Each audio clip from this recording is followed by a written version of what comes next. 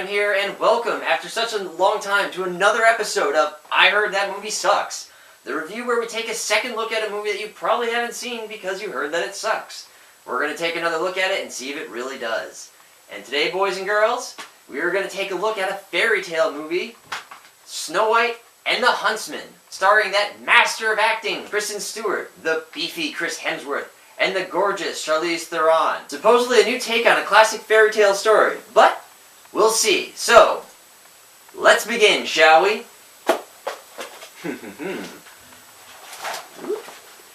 Once upon a time, in a movie theater far, far away, a movie began playing after a lengthy trailer. The movie was called Snow White and the Huntsman, and this is how it began. Once upon a time, a queen was admiring the falling snow. She thought, if only I had a child as white as snow, lips as red as blood, hair as black as a raven's wings. Wait, what? Hair as black as a raven's wings. Did he say... Hair as black as a raven's wings. Raven... Hold on.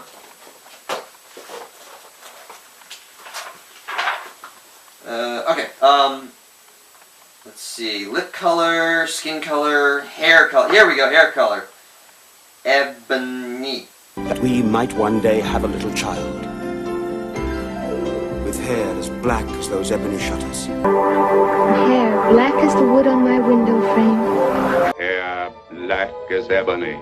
That's what I thought. 90 seconds in movie and you already f***ed up. I know it's a little early to be harping on something seemingly so insignificant, but this is one of the basics of the fairy tale. This is basically the equivalent of doing, well, this. Klaatu, Marada.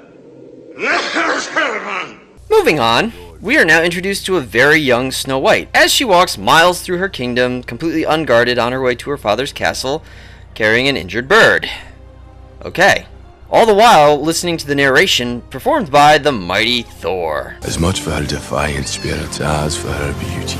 And that there is something that will continuously pop up throughout this entire movie. You're going to have to listen to everyone say how beautiful Snow White is. You possess rare beauty, my love. Especially when it is said that yours is the face of true beauty in this kingdom. And seriously, that is a load of crap. But we'll come back to that. And before you know it, Snow White's mother is dead. The king was inconsolable. Taking advantage of his grief, a dark and mysterious army appeared and lured him into battle. And now we get to see our first action scene. But don't get too excited because essentially nothing happens and it's over in under 2 minutes. No, really, it is. Here's what happens. King's army rides through the forest. King's army runs into the army of darkness. Groovy. They shuffle. The army of darkness inexplicably starts shattering and it's easier to beat than a dead horse. And the king arises victorious.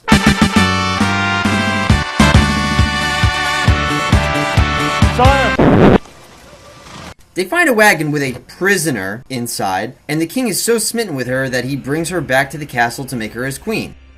But I think we all know how these hasty celebrity marriages end. And then I'll take your throne. That's how it goes. After which, she lets an army into the castle. Welcome, brother. Oh yeah, and her brother. Snow wakes up and finds her father dead. And instead of screaming like the little girl she is, running to her father's side, or calling the guards, she just stands there like a dumbass before running away. She runs into the courtyard where the invading army is slaughtering anything that moves. Except for... Can you guess? Right. Snow. The remnants, my queen, what do we do with them? To the sword. Red! Lock her up. Why is she spared and no one else? Well, honestly, there is no reason. Except, well, the movie would be over now. It's a just because reason. That's a good enough reason, right? Oh, and who's that other kid on the horse? That's the prince from a neighboring kingdom. That's right, that prince. But more on him later. So, having taken the castle, the queen gets down to the second thing on the agenda for that night. Redecorating. And she starts by hanging a giant orchestra symbol on the wall. The queen, by the way, only has 2 voice settings. Out. Low. Out! And conniption. Mirror, mirror. Wait, what mirror? On the wall. That giant gold thing? Who's the fairest of them all? That's not a mirror, it's a symbol. I told you already. You can barely see anything in that. Lady, you gotta return that and get your money back. And evidently, Odo from Deep Space Nine lives in the giant symbol.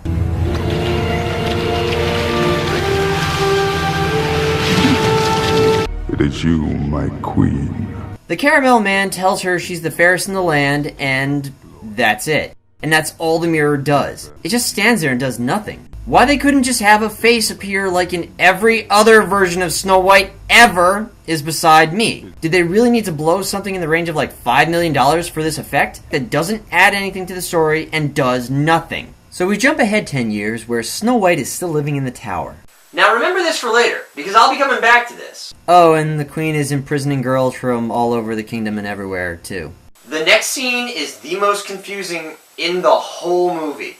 Can somebody somewhere please explain what I'm about to show you? The queen eats a bird's heart while standing next to a double large jacuzzi of milk, which evidently is draining through the gargoyle statues on the side of the castle onto the peasants below. Some of the peasants are trying to catch it, while others they're bathing in milk.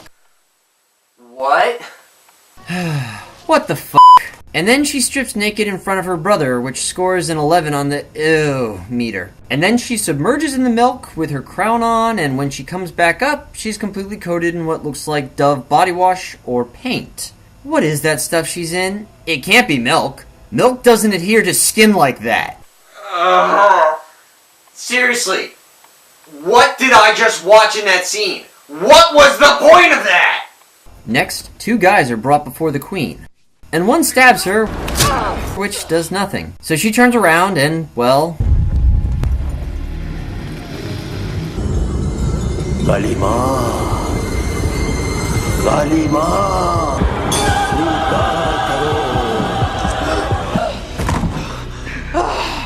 Evidently, magic isn't free in this world. It ages you and drains some of your life force. Magic comes at a lofty price. Look. Old. I have something for what ails you. But there's a quick fix for that. The queen can just suck the life out of any young maiden to replenish herself. After which, the queen goes to consult the Caramel Man. On this day, one has come of age, fairer even than you. Who is it? Snow White. I'm sorry, who? Snow White.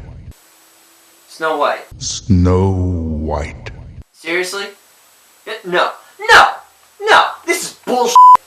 I don't care who you are, you can go f*** yourself with a wooden shit. Because there's no way that you can convince me that you're selling me the idea that Kristen Stewart is prettier than Charlize Theron. And don't even start. I know that some of you right now are trying to say, well, in this situation the word fairest and fairest of them all actually means skin tone or complexion. No, it doesn't. Don't be a dumbass. In this situation, fairest means beautiful. Don't try and twist this. Don't try and spin this. Fairest means beautiful. And there is no way Kristen Stewart's gaunt, skinny, pasty, white ass can ever claim to be prettier than most girls, let alone Charlize Theron. And I know that some of you are now thinking that I am sexist or I'm a pig. No, I just refuse to be politically correct. I'm not going to say that all women are the same. Kristen Stewart is not as beautiful as Charlize Theron. Getting back to the movie. Snow White. Look, she can't believe it either. And then the mirror pulls this bomb out of his ass, or wherever. Take her heart in your hand, and you shall never again need to consume youth. You shall never again weaken or age. Immortality. So Snow's heart equals immortality. Why? What's so special about her blood? Why couldn't the queen use the king's blood when she killed him? And trust me, this is brand new news to the queen. Why didn't the mirror mention this years ago? Bring me the king's daughter. So he goes to the tower to get Snow White, during which time Snow White socks him across the jaw and makes a run for it. And now, ladies and gentlemen, just like in my last review, I will now point out everything that is wrong with this scene. Number 1. Look at this girl run. So you're telling me that this broad who's been locked in a 12 by 12 by 12 room for a decade, during which time she's gone through puberty, which that does a number on a girl's body, and no doubt been fed scraps of whatever, has no problem whatsoever running like an Olympian through the castle? She runs down from the tower, which is between 5 and 8 stories high, and isn't even winded by the time she gets to the courtyard? Bullshit! There isn't a snowball's chance in hell that she'd be able to move like that. Not after a decade of malnutrition and a sedentary lifestyle. But nah, her muscles and bones are fine. And this all culminates with a run and slide like she's sliding into home plate into the sewers. Number 2. She jumps into the ocean at the base of the cliff and somehow swims to shore without drowning. A medieval princess who knows how to swim. Are you serious? No one knew how to swim back then, and she's wearing a dress. Clothes in general make swimming difficult even today for someone who knows how to swim. And that's the third thing. Let's look at her clothes. Take a good look at it. That's not a bad outfit. But why is she wearing it? Going back to the fact that she's been in a tower for 10 years, why does she have clothes that fit her and are in relatively good condition? And why does her dress have leather leggings underneath? I'm pretty sure women didn't wear leggings in medieval times if they were a princess, let alone a prisoner. Why isn't she wearing rags and a burlap sack? Seriously! You're telling me that the evil queen who hates her guts and wants her dead has, at the same time, been feeding her and clothing her really well for the last 10 years? Come on! But she's able to swim to shore. There she finds... Oh, come on! There is a f***ing horse just hanging out on the f***ing beach for no f***ing reason. It's just there! Oh god, and now she's riding the damn thing bareback. Do you know how hard it is to ride a horse bareback? And with no reins? Pretty damn hard! And I know, some of you are probably saying I'm nitpicking and I'm not being fair by bringing reality into a movie based off of a fairy tale. And you know what? You can just... Okay? I'm not going to allow hand-waving for every single plot hole just because it's based off of a fairy tale. Because you know what? Star Trek and Doctor Who pulled plot holes out of their ass every 10 minutes. But they explain them at some point. The explanations are usually silly and stupid, but it's an explanation. It's more than just, oh, it's a fairy tale. What do you expect? What do I expect? I expect a movie that's better written than a Thundercat fanfiction. This is a movie based off a fairy tale. Now, fairy tales don't necessarily have to make sense. Movies do. But you know what? I'll give you the part about the clothes. I'll even give you the damn horse. What I won't give you? I won't give you the sliding into home plate and the swimming. Nor will I give you the bareback riding a horse during a high-speed chase over uneven terrain. Snow White escapes into the dark forest, and that only works because the other horses refuse to follow her in. She immediately trips, and then starts tripping balls. Picture yourself in a boat on a river with tangerine trees and marmalade skies. Lucy in the sky with diamonds. Before passing out. Back at the castle, the queen is not too thrilled. Makes a fool of my brother! Bring me the king's daughter, And you let her slip right through your tiny little fingers. Dennis, our lives are in your hands and you have butterfingers? Where is she? I have no powers in the dark forest. Which is kind of counterintuitive. Wouldn't you think the evil queen's dark powers would be more powerful in the dark forest? You have to find me someone who knows it. 34 minutes in, and enter the other title character, the Huntsman. Our hero, ladies and gentlemen. He's brought before the queen, who exposits who he is. You are a widower, a drunkard, and one of few who has ventured into the dark forest. The queen makes the point that there are other people who have gone to the dark forest. The Huntsman is just one of them. But for some reason, none of the other people were available, I guess? So we're stuck with this guy. One of my prisoners has escaped there. And he's dead. She. She is certainly dead. Bring her to me. Oh, I've been to that forest. I'm not going back. So you wish to be reunited with your beloved. You know of my powers. Bring me the girl, and I will bring back your wife. So off to the dark forest, where it takes the Huntsman less than 2 minutes to find Snow White. Quick work. I know, right? From here, this shit very quickly hits the fan. Give me what I was promised. My sister has many powers, but she can't bring your wife back from the dead, you fool!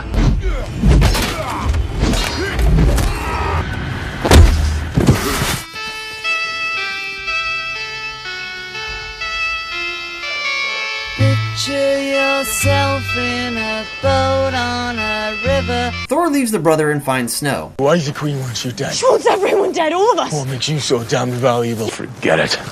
I'll never get involved. Where are you going? Getting away from you, your trouble is what you are. Snow whines and begs, and since Thor is a nice guy, he decides to help her.